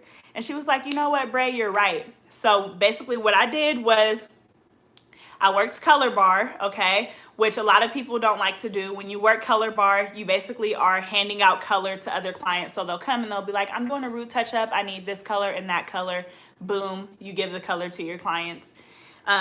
You have to clean up the area, keep it organized, all of that. Me personally, okay, in my mind, I'm like, I want to work color bar. And the reason why is because I was struggling with doing formulas for color, which I still do. But I'm like, working color bar, I can not only learn the product line because I'm working with it, you know, hand by hand. And then I can also like give give out color and see like basically what is happening with them. So, you know, some people would be doing crazy colors. I'm like, okay, let me see how she lifts this client and let me see what this color looks like. You know, you learn in that aspect. And then you just learn like inventory stuff. Like I felt like I learned a lot working color bar. A lot of people would be like, why do you like to work color bar? And then I also just like to do busy work. So yeah, the girl that wanted to fight me, she actually ended up graduating. She got a BBL. She was very insecure in a lot of ways in herself. And I just, like, me being older, I realized that like that's really all it was. It's probably jealousy. And yeah, Brittany was definitely my best friend in cosmetology school. I actually met her in core. I think it could have been when it came time for like braiding or parting, when I really was like, okay, she's struggling, like I'm gonna take this time to help her. And then through that, I kind of got to know her a little bit more. She told me a lot about herself growing up. And I'm telling you guys this because it's really important for you guys to make that friend in cosmetology school, because it is very draining, like going through the whole process by yourself. So Brittany had basically told me about like just a little bit about her growing up. You know, like she never really had true friends and this and that. And I knew in that moment that I'm like, man, like I can really be a true friend to this girl because I saw her heart. She is like really such a genuinely nice person. She's super bubbly. She's one of those people where you're like, why is this girl happy 24/7? Like it's the morning, like I got an attitude right now. But Brittany's like, hey, Ray, like, I'm so excited you're here today. And I'm just like, damn, like, let me chip her up, right? So she's literally that person who's like so happy, so nice. And I'm like, I know that people will take advantage of her for that. So I was like, I want to show this girl like what a real true friend is. Like I am going to like be her bestie. I didn't even tell her that I did YouTube. I think we were like walking to get food one day and she said something about YouTube and I was like, oh, I do YouTube too. And she was like, oh, how many subscribers do you have? She had like, I can't remember. It was like something like 600 or something like that. I don't know. She had something and I was like, fuck, like I don't want to tell her because she's going to be like, what the fuck? And I was like, yeah, I have like 150,000. She's like, what? You're famous? And I was like, oh my God, like here we go. So yeah, that's how that started. But she was like my real genuine friend before that. We had another friend who was in our crew who was hella messy that Brittany popped off on. And that's when I was like, oh, Brittany really about that life. Like I really like her. So we were really cool just rocking through cosmetology school. And it's really important to make that bond with somebody because you definitely like need that friend to push you through, because y'all, there was times when I didn't even want to show up to school. I'm like, we're not doing anything. I'm not learning anything being here. Like, I'm wasting my time. And she was like, Bray, like, y'all, literally, I was never on time to school. I would definitely change that because I graduated probably like a month and a half after Brittany because, yeah, I was never at school on time. School started at 9. Bray was there at 10, 9:30, 9:15, 9:20. I was just not there at 9. I knew that. And it's just really hard to stay motivated. If you guys are asking me, because somebody asked on a scale from 1 to 10, is school hard? I would probably say it's probably like a 6 for me. It's not really hard.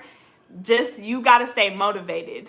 The actually doing what you're doing is not hard. And if you go in with the mindset, like my mindset was like, I'm in school, so if I make a mistake, I make a mistake. Like, you do feel bad when you like cut a hole in somebody's hair, or you bleach it and it falls out, or you like bleach it and it doesn't come out the right color. But that's part of learning, right? You're not a professional yet, and that's why they came to a school. So if you keep that mindset, I feel like it's a lot easier to push through, because I feel like the hard part is really actually working on real people and they're like expecting a result and you don't give it to them. That is the hardest part, because you leave really feeling like, damn, I didn't do my job.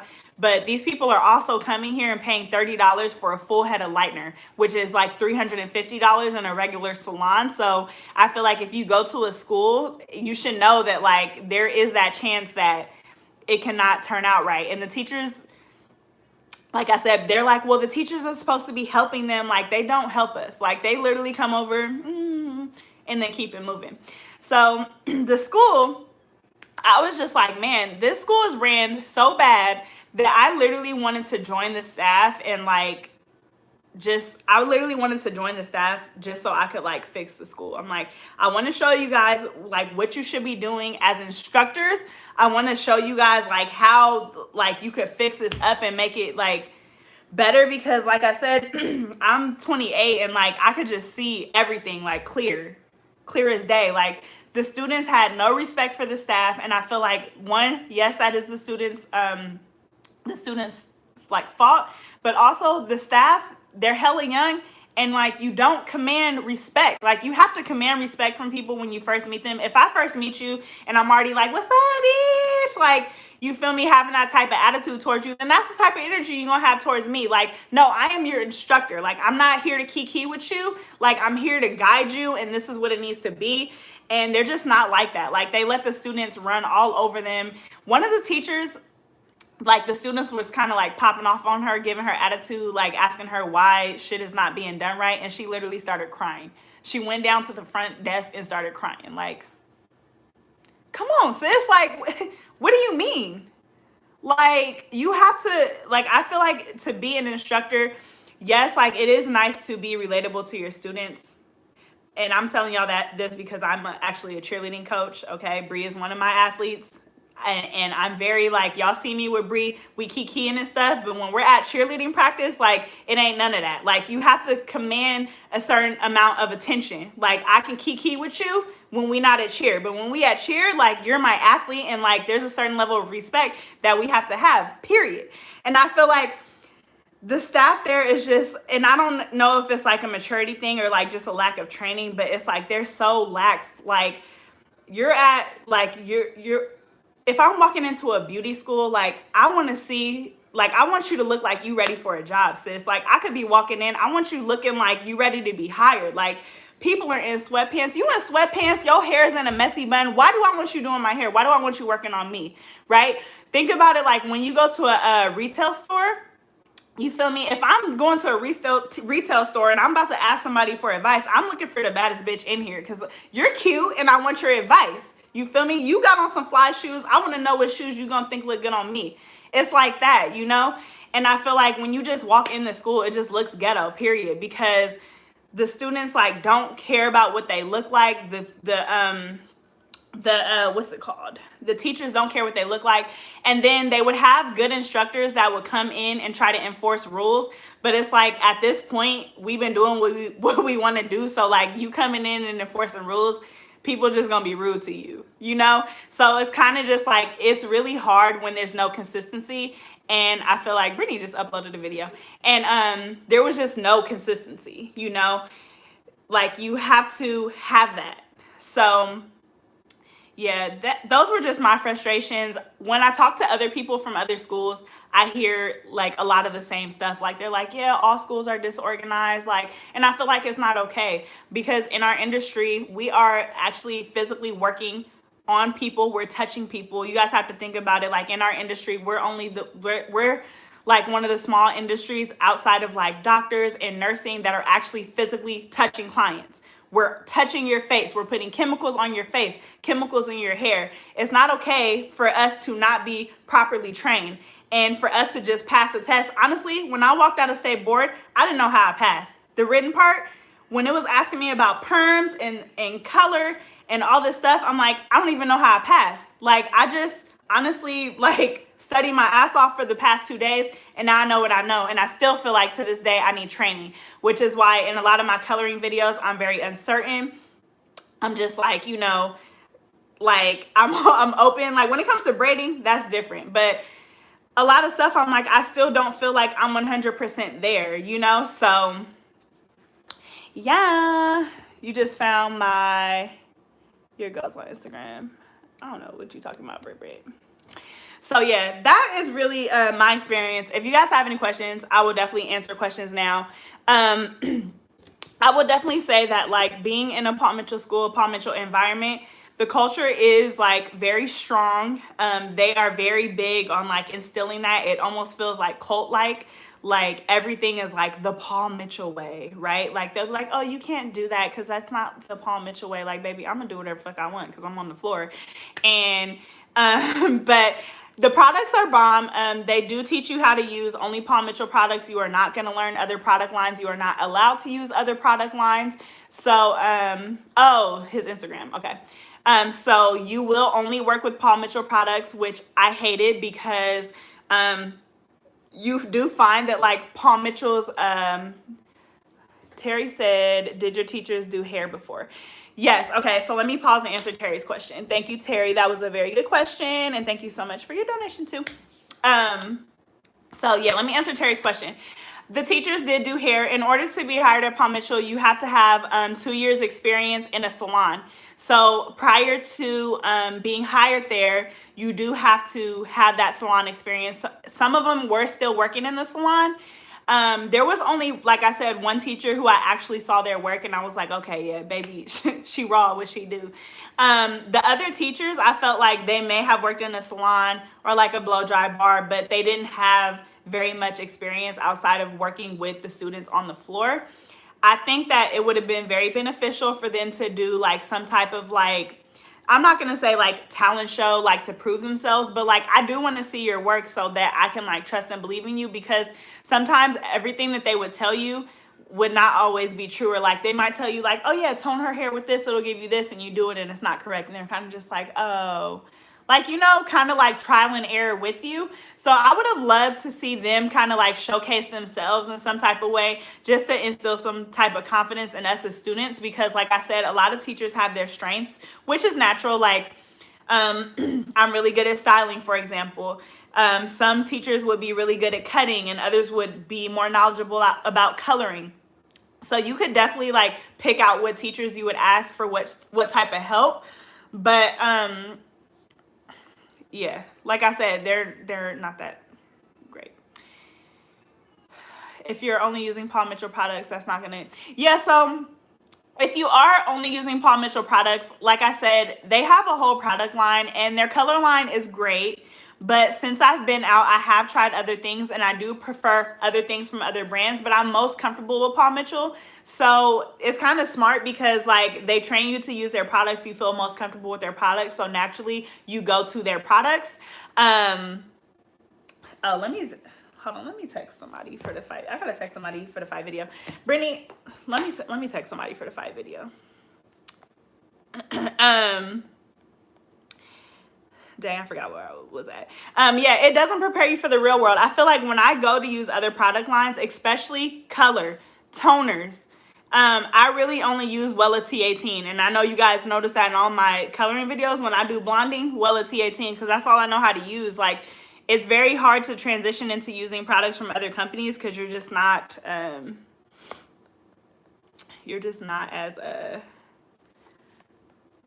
comfortable. I'll answer any other questions y'all have right now. I'm gonna see if I can find this fight video. Who is this? Oh, let me see if I can find it. I definitely don't have it because y'all, I deleted my oh, let me see, it might be in my, I deleted my my whole thing. Not gonna cap, I got so excited when you read my comment. By the way, my name is Lauren. Oh, thank you. Yeah, man, when it comes to like blonding and coloring, I'm gonna say like a lot of stuff we taught ourselves, or we ooh, I might have it in here. Y'all know what I do have on my test answers that I cheated from. Let me see. I'm trying to see if I have this video. I don't think I have it. Somebody said, do you like Drake? I like his music. He ain't my type. I like the black of the berry, the sweet of the juice. I like him dark skin. Y'all, I might actually delete this live and like make a like shorter version of this, because people don't need to go back and listen to all this. But hopefully you guys thought this was helpful because, okay, so yeah, so what I would say about cosmetology school, because a lot of people ask like if I think it's worth it. I think that if you are someone who only wants to focus on braiding, then I would say that you should go for like a natural hair care certificate, which I know some states offer. It's not a cosmetology license, it's just like a certificate. I don't really know the details on it, but I know a couple people that do have it, because in a lot of states you don't need a license to braid. Now, if you are someone who wants to be really versatile, cutting, coloring, all of that good stuff, I definitely think that you should go. And regardless of my experience, like I said, there is a lot of stuff that I did learn while in school. Like I didn't know anything about coloring and cutting, and I know y'all seen me do a lot of stuff now, like coloring, I do cutting, all type of stuff. So I definitely think that it was worth it for me. If I could go, I would go again. I would probably still go to Paul Mitchell just because all the other schools in my area are still ghetto. But hang on, I'm looking for a phone charger so my phone don't die on y'all. But yes, I'm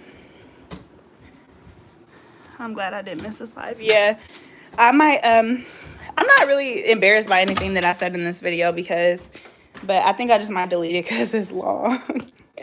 Yeah, so but yeah, what I want to say to you guys is that and this is another reason why I befriended Brittany.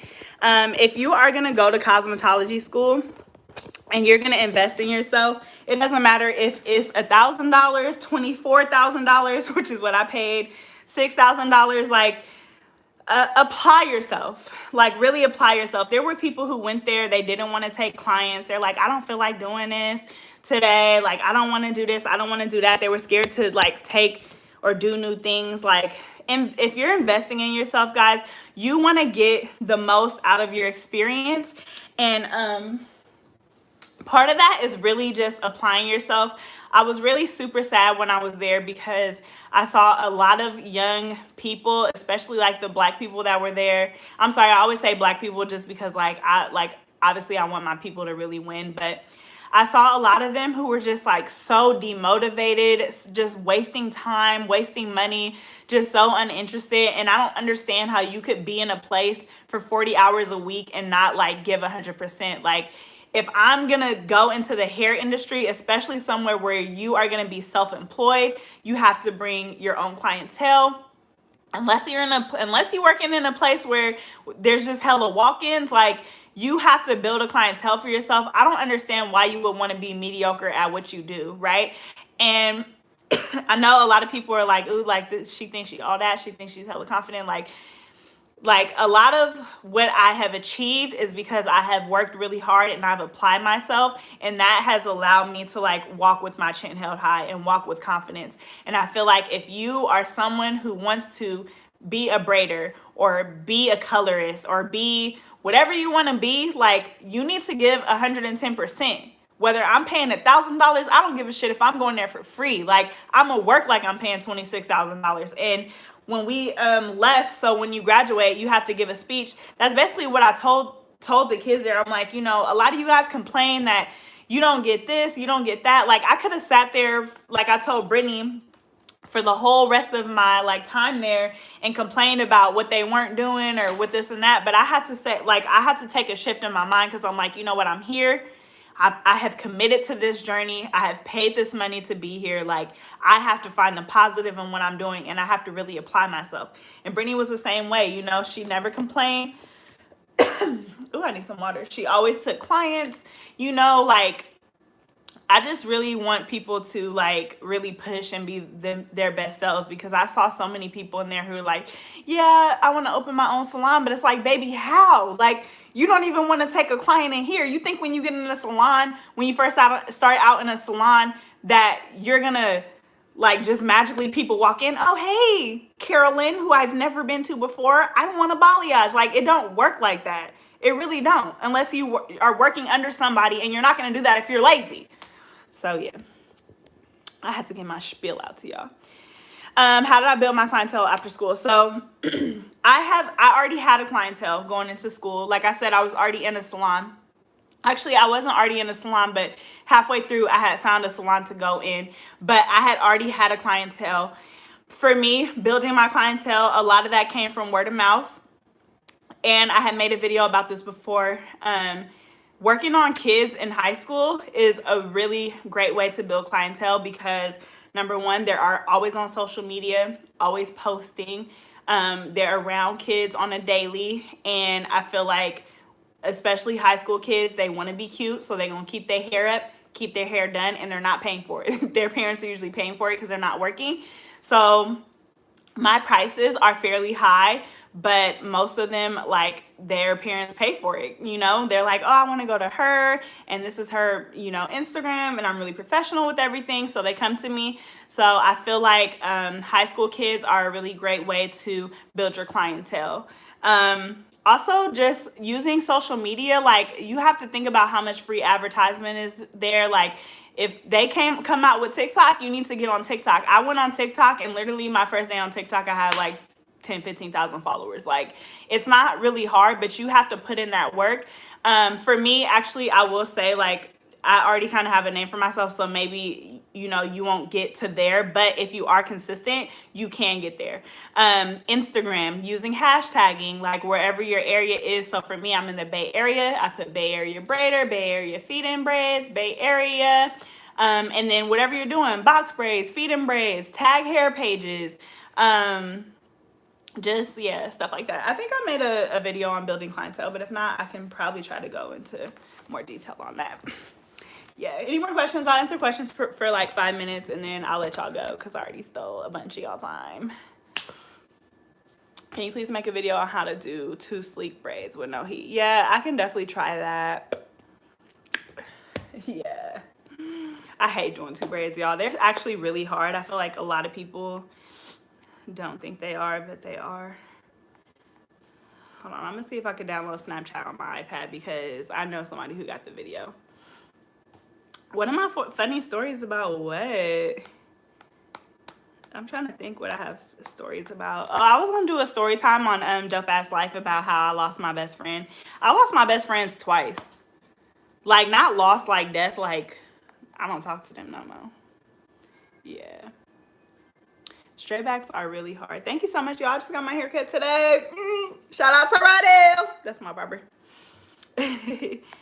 I had made a poll on my Instagram and my Facebook, and I was like, should I grow my hair out or should I keep it short? Because y'all know I'm trying to get my bang really big. It's taking a minute. And everybody was like, grow your hair back. And so I was like, I'm cutting it just because y'all said that. Let me download Snapchat. I'm going to see if I can get this this video. They were like, don't post the video anywhere. Like, baby, come on now. This is 2020. Is it hard to be financially stable while going to cosmetology school? All right, so for me, I was on unemployment. I think, was I on unemployment when I went to cosmetology school? No, I lied. I wasn't on unemployment. I was making money from YouTube. So I was doing hair on the side, and I was making money from YouTube. So I was actually able to go to full still time. But yeah, Brittany, you're my Cosmo bestie, but okay. But they have like night school if you want to work during the day and go to school at night. I think they do less hours. I think they do like 5 hours. Brittany, I'm about to text Bianca and see if she still has the Paul Mitchell fight video.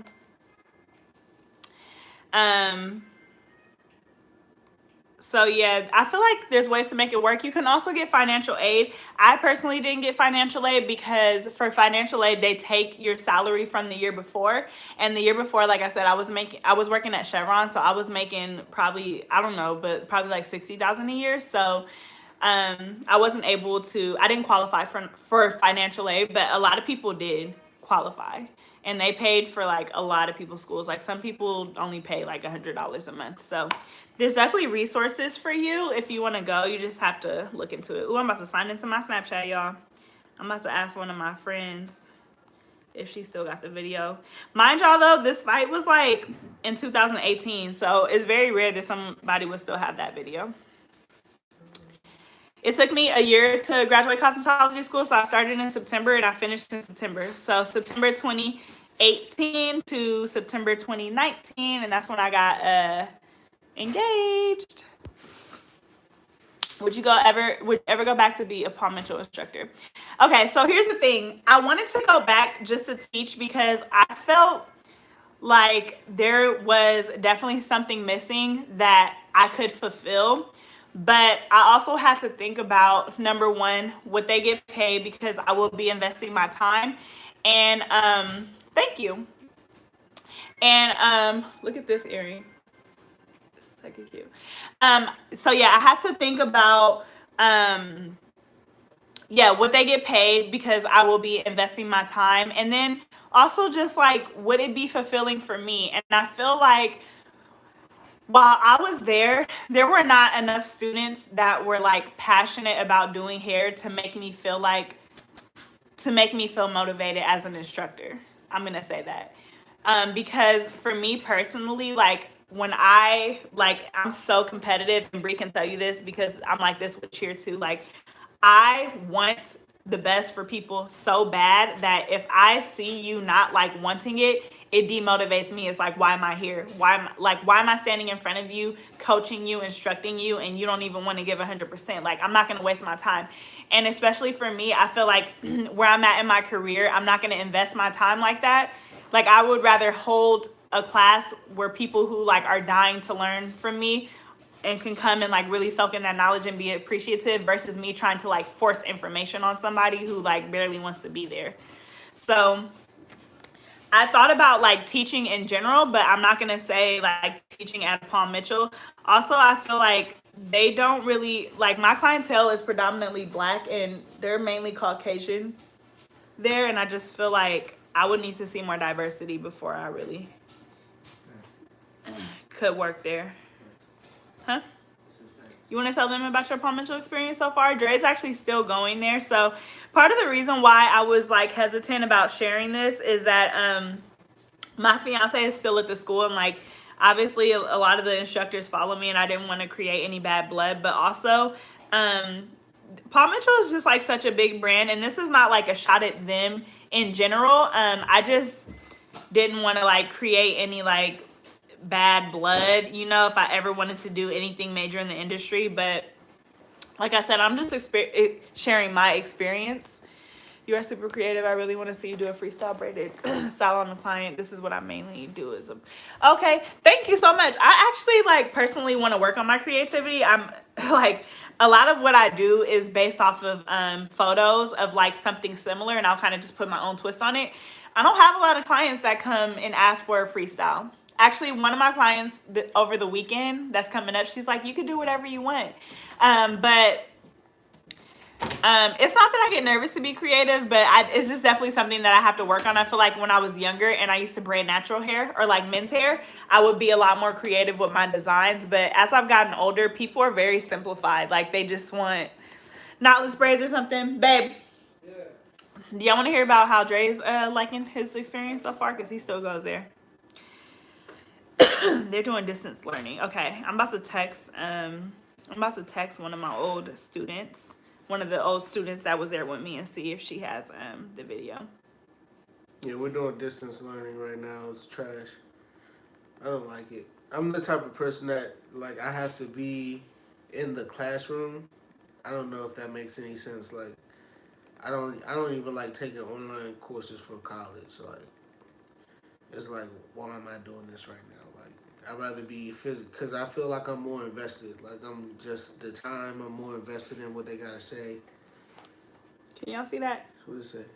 I said, you still got that Paul Mitchell fight video? This is hella random.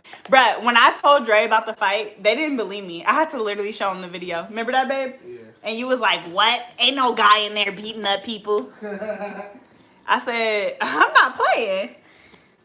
You want to say anything else, babe? No, that's it. Okay. I'm eating some popcorn. Okay, I just texted my friend. I said, you still got that Paul Mitchell fight video? Ooh, people popping off on my, ooh, sis is looking golden. Who don't follow me on Snapchat? Y'all fake with it. Ooh, my screen hella dirty. They commented on my Snapchat video. Let me see. Oh my God, I love your hair. Thank you. Y'all be really gassing me up. I love y'all. All right, y'all got any questions before I hop off on here? I actually have a male model that I'm about to start doing styles on, so you will get to see him. Brittany Giselle said, you don't want to say hi to her, Dre? I did. I said hi. He said he did. He said hi.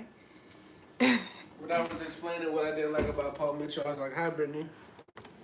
Oh, I tried to lift it up. Right. Yes, I will be doing a freestyle. Well, I probably will do more freestyles on the guy client because, yeah. But the female clients, I don't know. Now I'm just kicking with y'all. Y'all might go live on Instagram just to show my followers that I'm still that bitch. Because I be looking crazy. Yes, when are you going to do another video with Bree? I am actually picking Bree up on Tuesday. I think I'm going to prank her, y'all. I'm actually picking her up on Tuesday. So I'm really excited about that because I miss my little sis. I miss her so much. Like, we're literally such a vibe. I love her to death. So, yeah, I decided to go down and pick her up on Tuesday because I need videos. So, yeah, I'm like, my followers is going to be happy, but I didn't even tell nobody. So, y'all getting that exclusive. So 3 Pick Thursday will be back next Thursday, but don't tell nobody. It's gonna be a surprise, okay? But we will be back next Thursday. I think we're gonna go earlier because yeah, I think we're gonna go earlier because, yeah. Can you please go live so we can watch you on your clients? When? I don't have no clients right now. It's quarantine. I have a client on, I don't even be knowing what day it is. It's Thursday. I have a client on Saturday who I'm doing a style on. Maybe I can go live for her. Can you make a video on how to set up and record with good quality? I'm about to start. Yes! Actually, you know what's crazy? I'm filming that video tomorrow about how I got my YouTube videos popping off. Because, yeah, I think that would be a good video. So I'm actually about to do that. I can also do a distress lock bob. Guys, doing bob hairstyles is really hard because I have to find a client, number one, who is going to look good on and then who wants it. Not a lot of people want bobs. So I definitely have to find a client that would fit on. But I'll definitely, trust me, I'll work on it. What's the tea? Y'all want me to leave this video up or can I just delete it?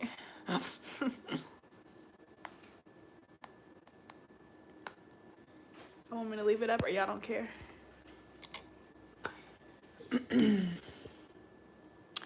Yeah.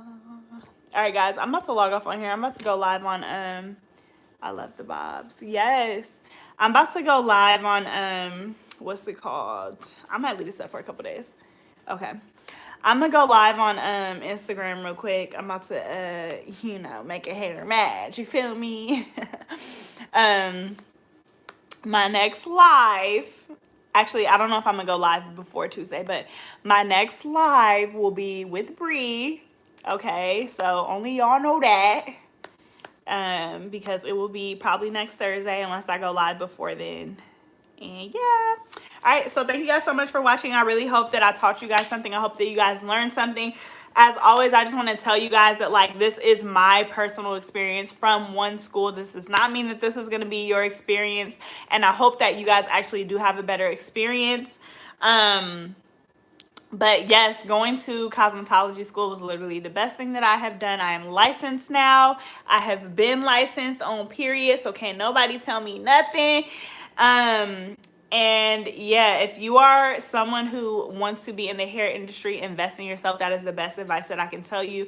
If it's not cosmetology school, classes, all of that good stuff. If you're taking classes, remember that still, even taking those little classes, them little certificates that they give you, that is not a license. Okay, so you need to yeah, make sure you go to school and get a license. Okay, so yes, what was I gonna say?